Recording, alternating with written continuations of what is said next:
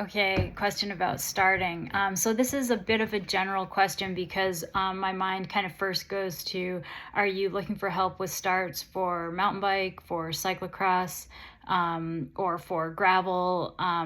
Different disciplines kind of have different requirements for starting, and as a result, the requirements for what is going to be the crux issue for a race start. So backing up again, I'm like, are you having trouble, in a cross or a mountain bike scenario, for example, are you not getting clipped in and so you're having a hard time getting off the line fast? Are you clipping in and getting off the line really fast, but then you don't have a good first lap or, in a cross race, or a good first climb in a mountain bike race or something like that? So I would be asking yourself these questions to kind of hone in on what is the actual limiter as far as race starts. For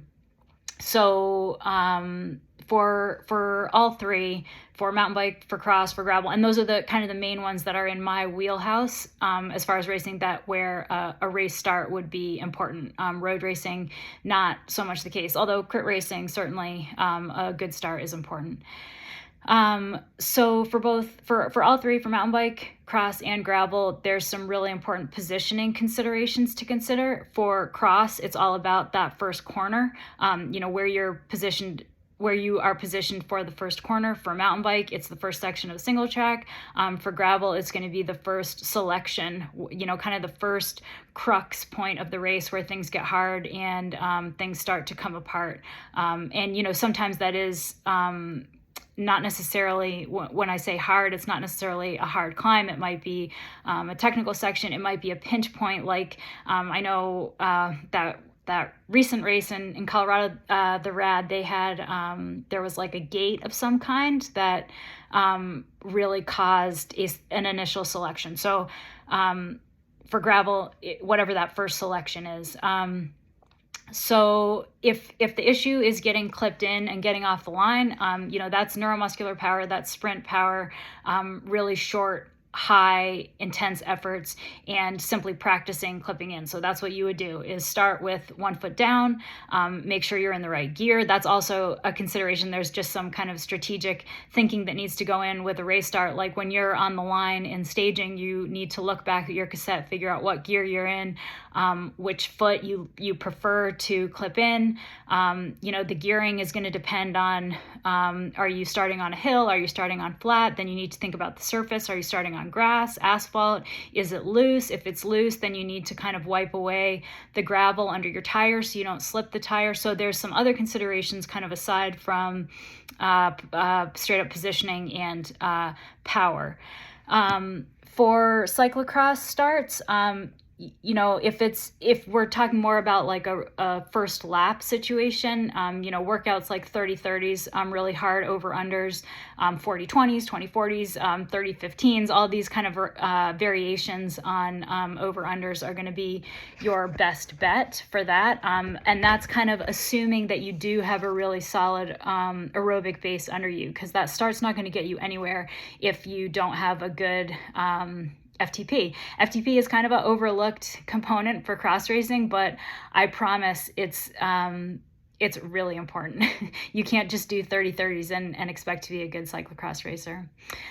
For mountain bike, so for cross, you're fighting for that first corner. For mountain bike, if you're fighting for the single track, that's going to mean having really good kind of 2 to 4 minute power, something like that. So you'd be doing, that's a lot of VO2 work. Or kind of 120% of FTP if you fall in that bell curve of intensity relative to your FTP. So, wherever you're kind of max 2 to 4 minute power, you'd want to be working on that. As far as positioning, for all of these, it's a little bit of a mindset. I have said before that starting fast is a state of mind, because, if the power is there, if the getting clipped in is there, so much of it comes down to your mindset, your, how confident you are as far as simply getting your handlebars in front of the rider next to you, because sometimes that that's all that it is. And you need to have the confidence to do that and to really kind of fight for position. I am certainly not advocating for anyone to touch bars, to use your body to move another rider, but it is simply getting your handlebars in front of another rider, and that means you own the track at that point. I hesitate to use the word aggression because it's not really aggression, but it's almost like a sense of ownership of the racetrack. So that is a state of mind, and that comes with experience a lot of times. It's going to be hard, certainly if you've like just moved up a category or something, it's really difficult to kind of have that ownership, that confidence and sense of ownership of the race course. Another component that I think really gets overlooked a lot with race starts is rest. It doesn't matter how good your sprint is, how good your 2 to 4 minute power is, how good your 30-30s are. It does not matter if you have tired legs, because that will kind of flatten your explosive power always. So I would also ask yourself, are you tired? Are you overtrained? This is a time of year when we see this. A lot of people are feeling tired. That's assuming maybe you're talking about cross racing.